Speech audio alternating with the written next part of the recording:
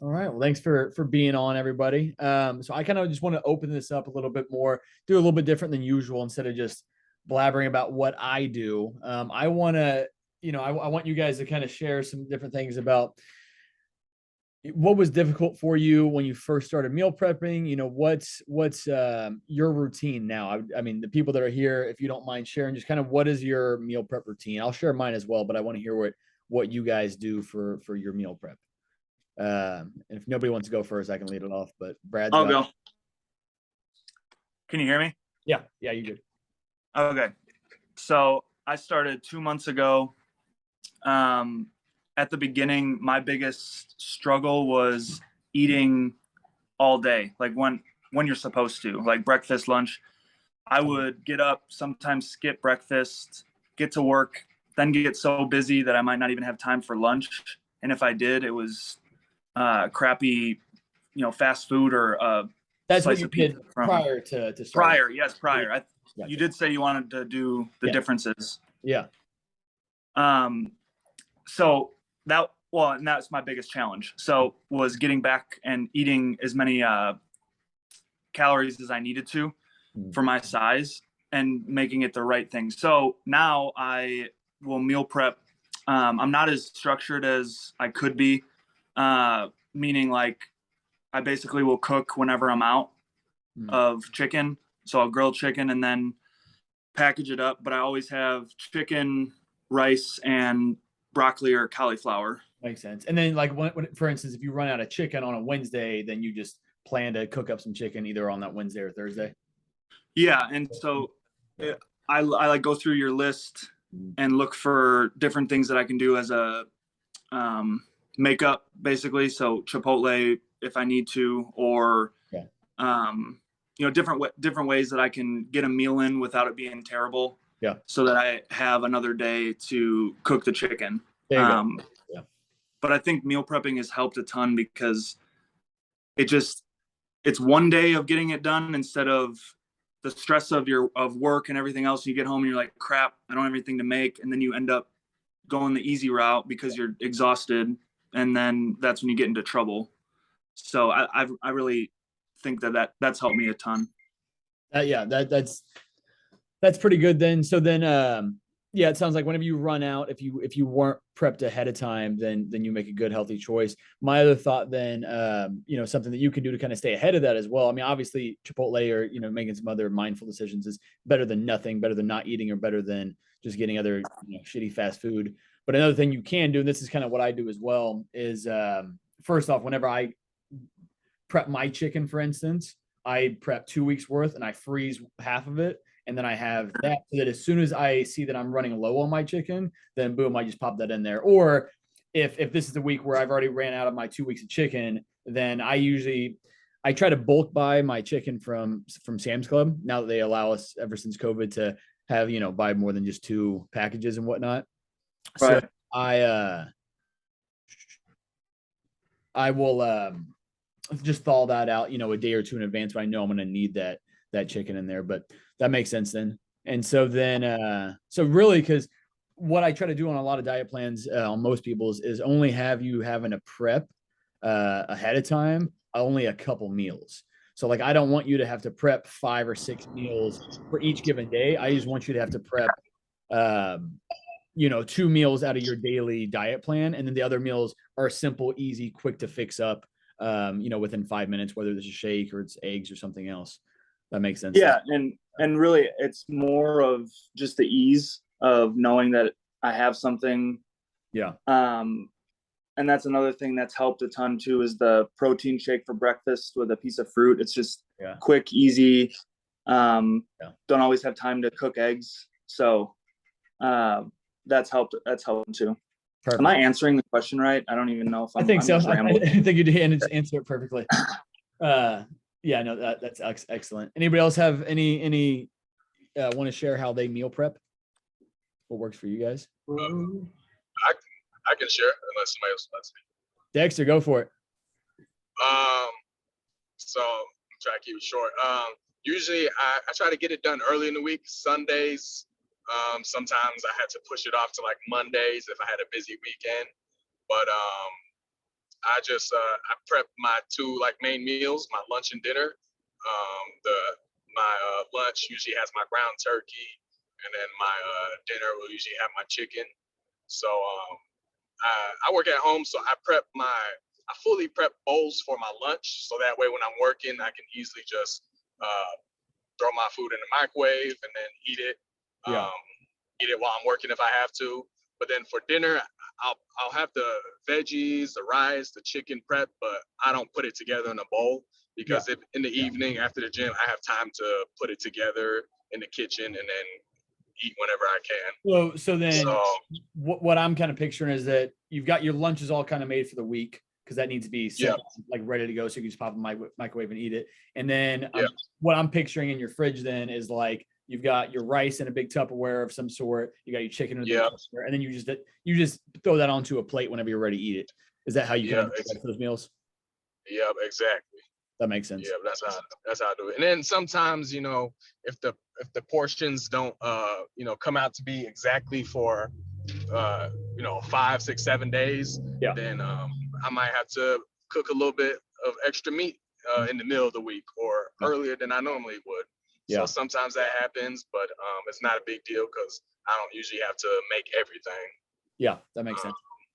So yeah, that's what I do when it comes to. That's obviously worked for you because you've been doing this for like 80 straight weeks without really, I mean, besides vacations, you've been very, very consistent week to week, maybe a day or two off here or there. But aside from that, it seems like your system is pretty nailed down.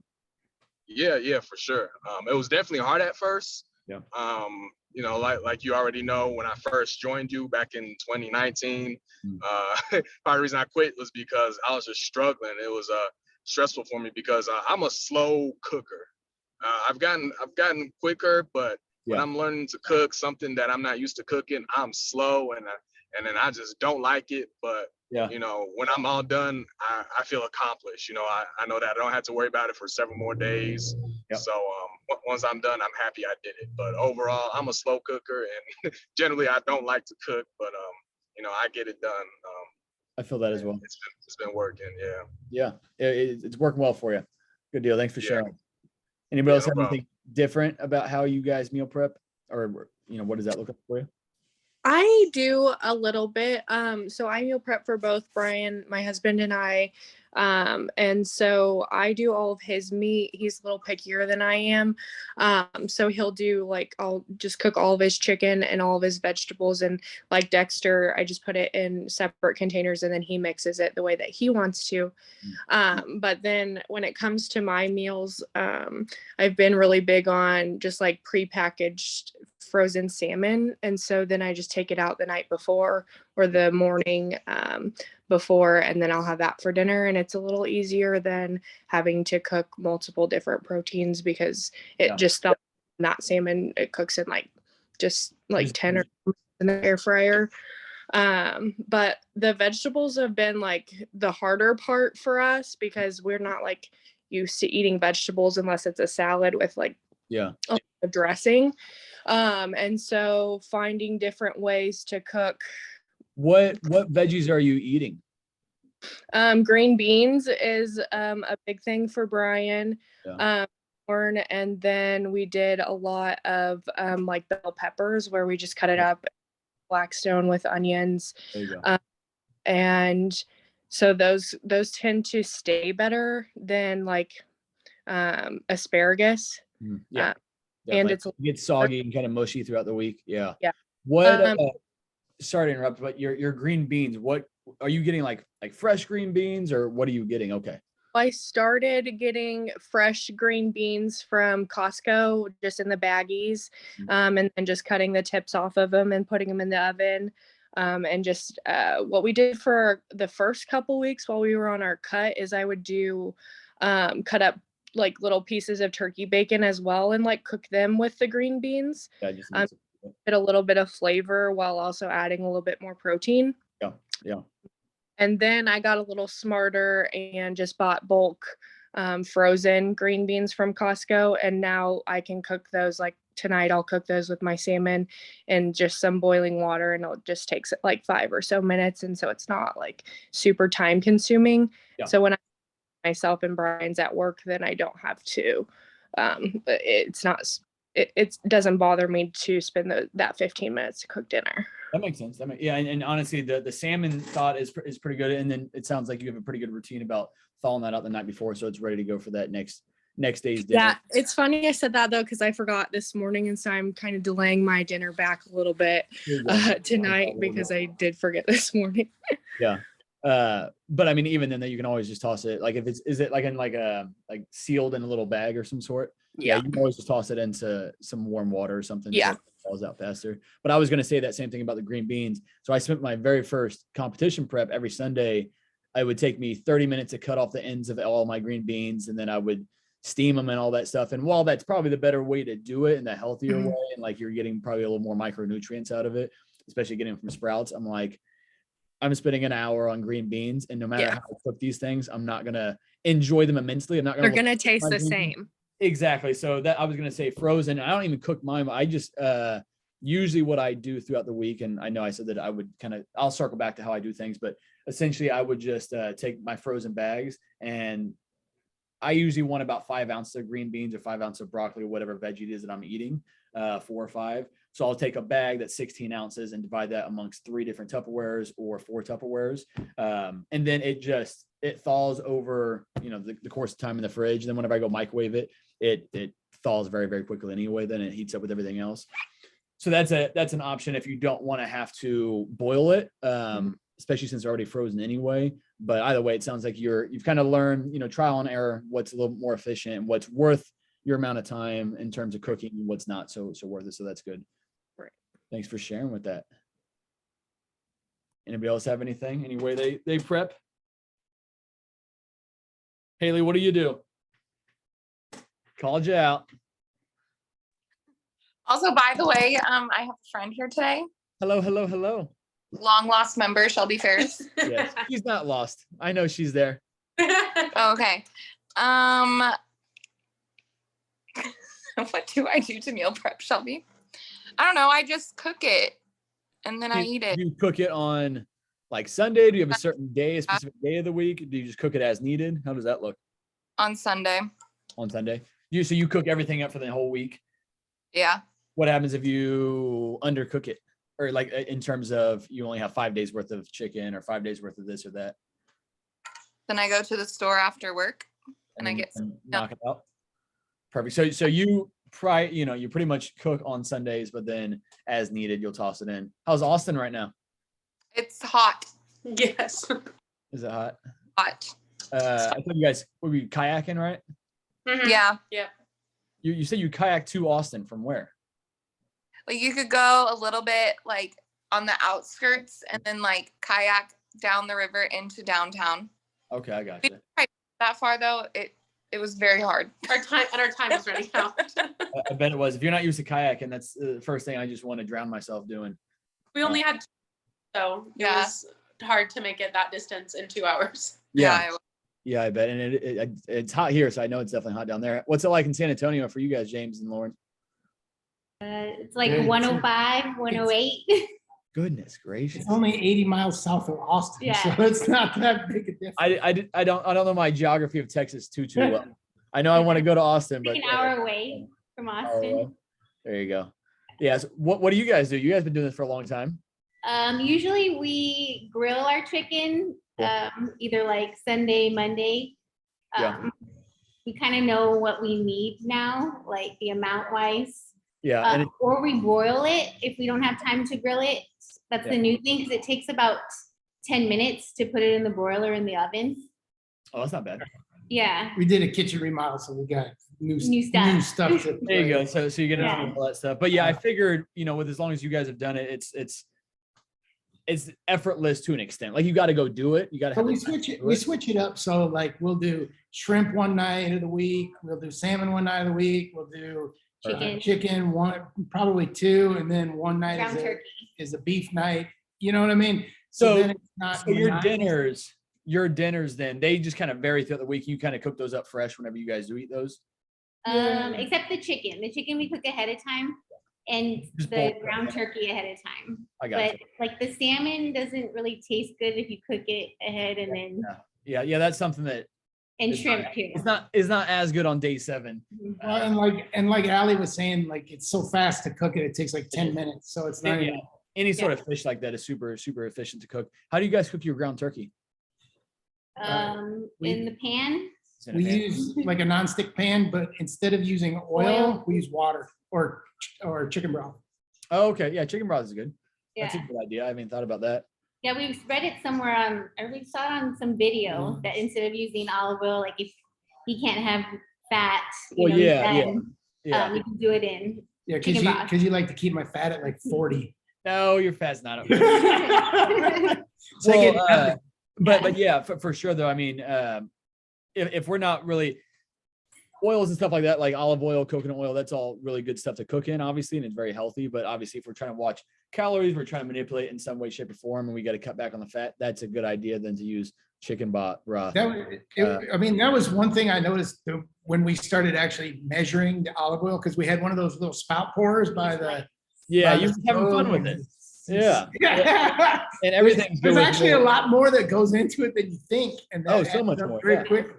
Well, that's another reason why, like, you know, it's tough to eat out and be really spot on. So like, you know, usually if you're going to go out to a restaurant, it should generally try to be a cheat meal, because even if you're trying to be very, very meticulous with everything you're doing, even if you're making a really good choice, even if you ask questions like, hey, how is this cooked? How is it prepared? Which most people are not going to do. I don't even do that usually. Even though even if it has a food label, or you can find the nutrition facts for whatever meals it is that you're eating, the chef isn't back there worried about your extra 5 grams of fat that he just added in terms of oil or whatever the case is. So they can be heavy-handed. If you're a little bit heavy-handed at home with it, then they're definitely like that there, because they want it to taste as good as possible, and adding a little bit of oil never hurts that. So that's definitely a place where that's generous with the. But I'm guilty. I hate vegetables, man. I've always hated vegetables since I was a kid. Like, so that kind of helps hide it. You know, like, so I eat mushrooms. I like mushrooms, so I'll put them like in the broiler and just cut them in half. And I think I posted a pic one time of like, it's like zucchini, yellow squash, and mushrooms. And then you put tomatoes in there, and like the cherry tomatoes kind of like make a sauce on it. Yeah. So that's really good. Like that's one of the few vegetables that I'll eat. And we actually usually have that in the fridge because it reheats really well. If you can just throw some chicken with it, and then you add in, like, we use this teriyaki sauce quite a bit. Like it's James hates tangs or whatever. We're opposite. I eat all the vegetables, and like he won't eat broccoli. Yeah, she eats nothing but salad. She'll eat like a salad and put whatever protein on the top of it. Yeah. Easy enough. I eat protein and throw the salad away. There you go. Yeah, throw it away. Well, I mean, it sounds like you've, again, trial and error, you've kind of figured out what works for you, what's sustainable, what veggies do you actually look forward to. But the big thing to make it sustainable, like you said, is you have to pick stuff you like. Because if you hate eating it, don't put it on there. No. You know what's good and what's not good. But I mean, we've been doing this for a couple of years, and I used to have stuff, and I'd be like, God, like every bite I would just hate it. And I'm like, I'm not doing this no more. Like it's counterproductive for what I want to accomplish. You know what I mean? Like, how are you going to make that a part of your weekly diet if you absolutely just 100%, you know, don't look forward to it at all? You know? And you know, something that we all kind of get caught up during you know, a cut phase, for instance, because in order to successfully cut, we got to be a little more rigid, a little more restrictive, and really focus on what we're doing. But that's not the goal long term. The goal long term is not to be super rigid, not to worry about the little bit of extra olive oil you're adding on to something. That's in times where you need to be rigid because you want to hit a certain goal. But outside of that, you know, you want to find healthy balance. Even when you're cutting, you still want a good amount of balance of things you enjoy, things you like doing, and stuff like that. But definitely that reverse diet and that maintenance and just enjoying life is where we're all kind of trying to get to. We're just trying to get there, looking and feeling our best as well. But so yeah, that's definitely essential, is to find what you enjoy doing, because that's what's going to work better for you long term. And I can't understate that enough, just the importance of trial and error. You know, I remember really when I first started tracking macros being in college, and I would just go, stroll around through Hy-Vee and go look at just different food, just what sounded good, looking at the macros and trying to figure it out and stuff like that. But Just a lot of trial and error and kind of playing with it. But thanks for sharing, guys. Krista, what do you do? I was going to say that I'm kind of a mix of Lauren James and Dexter, that also grilling chicken, cooking a ground turkey on the stovetop, salads, and then my eggs I kind of mix in different ways so I don't get bored. Sometimes hard boiled, sometimes I cook them, sometimes I put them on a salad. Mm-hmm. So that's kind of where I've been. Yeah, that's good. So, something that I didn't really ask a lot of you. I know, James, you kind of shared a little bit, and Krista, you just mentioned that about ground turkey. But so it's the next thing I kind of want to talk about and touch on is how do you actually cook the food? Like, okay, so a lot of us, we pretty much cook it on one day for the most part and kind of add in as we, fill in the missing blanks kind of throughout the week. But to me, one of the most important things is the efficiency of cooking it. So, for instance, everybody's schedule is completely different and everybody has, different various busy schedules, but I've got to be like super organized so I can get to training on time. And so I can make the time to not be spent in the kitchen trying to cook when I'm just trying to hang out with Nicole at night. And on top of my own training and stuff. So efficiency is a huge aspect about what I'm trying to do. So I really lean on my pressure cooker to actually cook all my food. And so I actually cook. So I cook my chicken in there. I already said what I do with that. I've mentioned that before. I'll take 2 giant packs of the chicken from Sam's Club. I don't even know how many pounds that is, 5, 6, 7 pounds. And I cook up 2 of those at one time. I use taco seasoning, pour all the water in there, and then I'll go to the gym. So I usually do that on a Saturday or a Sunday. So like if I'm going to go to the gym and train clients from 9 to noon on Saturday, or I'm going to go to the gym on Sunday morning, then the first thing I do before I leave that day is go pop that stuff in there. And then when I come home, it's already ready to go. And actually what I found here recently, and I think I'll always stick to this, there's a chicken shortage and stuff, and there's shortage in everything, but chicken breast itself went up in price to match the same price like the chicken tenders from Sam's Club, which are still just like the raw chicken breast, but it's in the tender form, which I actually prefer buying now. And I think I'll always stick to that, even if the chicken breast comes down in price, because I don't have to cut any fat off of it. So that's another like hassle and just an extra 5-minute process of cooking big chicken breasts like that is after I cook it out of the pressure cooker, then I want to cut off all the fat and then put it into a big Tupperware and shred that all up. But with the chicken tenders, the skinnier guys like that, I'm still getting the same quality chicken, but I'm not having to do any of the extra prep work. So I can just literally just take, a ladle or whatever it is I'm using, put it in the Tupperware and start shredding that up as well. Or just leave it kind of in the tenders like that. And then, like I said, I'll freeze the rest of it. And then as I'm running low, then I'll thaw that out. And depending on how much chicken I'm eating, for instance, like in a week, it might last me all 7 days. And then on that following Saturday, I'll thaw it out. So Sunday, I can go divide that into individual containers. Sometimes I run out on Wednesday or Thursday. And that's what I was mentioning to Brad is that, and that I've kind of gotten this weird cycle where I have been running out of chicken like on Wednesdays and Thursdays, just because that's when, oddly enough, it kind of happens. But it's not a problem because as soon as I get home from work, either I'm going to go to the gym or I'm going to get home at 5 o'clock or whatever the time it is. And then I can just go pop my chicken right back into the pressure cooker. So I recognize it a day or two in advance. Hey, I'm running low on chicken. And then I thaw that out and then I cook it up so I have it ready to go. And I don't have to stand there cooking it and waiting for it I don't have to do any prep work. Taco seasoning, water, chicken, go lock it in, and now I'm done. And then I go put it back in that Tupperware. And actually I've found, I always thought about this and I just tried it probably 6 months ago for the first time, but I do the same thing with ground turkey now. So I'll get like the double packs of ground turkey, like 93.7 from Sam's Club. And I can do it frozen, and same thing with chicken. I can toss in the frozen chicken as long as it's unfrozen just enough to be able to peel off like that white thing on the back of it. Then I'll do it frozen. I'll do it thaw it out. It doesn't really matter. It all usually ends up tasting the same and texture is all the same. And then I'll pour like some of the juice back over it, so it kind of keeps it tender and moist throughout the week. But same thing with ground turkey is I'll take the big blocks of ground turkey, and it could be frozen or it could be thawed out, put that into a pressure cooker as well. I do less water with that, not as much. And I usually use taco seasoning, whatever other seasoning I want to do. And then when it's cooked, same thing. I'll go to the gym, I'll go do whatever I need to do. I'll come back and it's ready to go. And then I just take it up in a big spatula, drop it in my my Tupperware, and I'll just kind of chop it up into smaller pieces with it. And, any sort of fat that kind of cooks up off of it is easy. You just peel that right off the top and then you just chop it up. And I might put a little more juice with that as well to keep it kind of tender. But I've always loved ground turkey and love ground beef, but I hate having to cook it up on the skillet. I mean, even if you don't use grease, grease gets everywhere from just a fat. And it's just more of a mess, and it's more time consuming. And I don't have a skillet that can cook up 5 pounds of ground turkey at a time. So I'm in the kitchen for 45 minutes cooking up ground turkey. Whereas pressure cooker, same thing. Drop it in, boom, I'm gone. And then, I have a secondary pressure cooker, or I'll use the same one. It doesn't matter, to make my rice. So I do the same thing with my rice. I put that in there. Something that I didn't know until a couple of my buddies said this a while back. I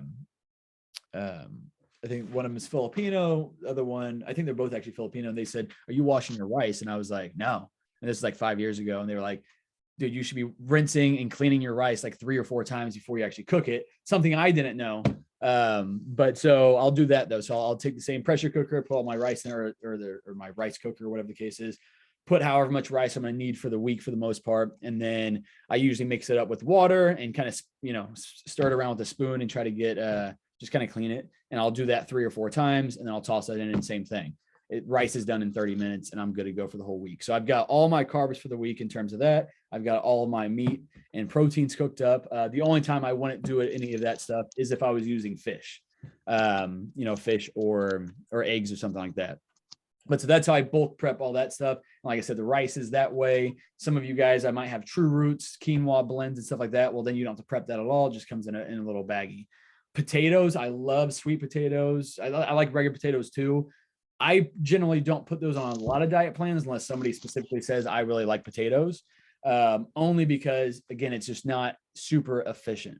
If you want to cook them fresh, fantastic. If you have time to make a tasty dinner, then yes, go for the potatoes. If you really want to prep potatoes, that's totally fine as well. You can make that in 20 different ways. I know I have not utilized an air fryer yet, but I've heard that works wonders, especially on potatoes. I'm pretty sure you can also cook them like that in the pressure cooker as well. Add some water in there. I'm not sure. I've never really delved into that. I probably should though, because I would eat more potatoes if that was the case.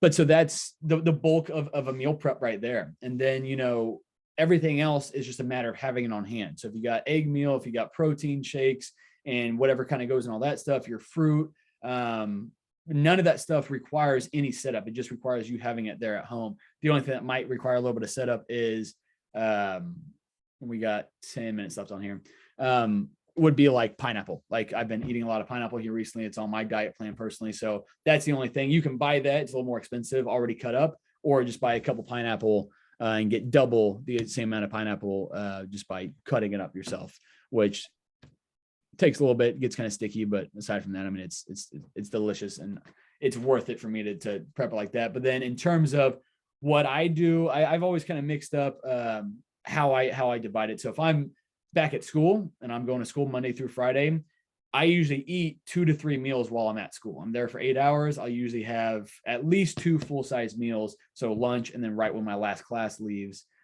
before I leave for the day. So I get those 2 meals knocked out. I'll have breakfast and I'll have 2 or 3 meals that night as well. But that's the only time I really prep and divide out those meals like that, because I want to have those ready to go. So I'm not on a Tuesday night when I get home from training clients and I'm home at 8:30. All I want to do is go to bed. I don't want to have to prep my meals for Wednesday. So I already want those in my Tupperware ready to go. So usually what I'll do actually is I'll take a giant bag of my 10 meals for Monday through Friday. And I have a fridge in my office at work.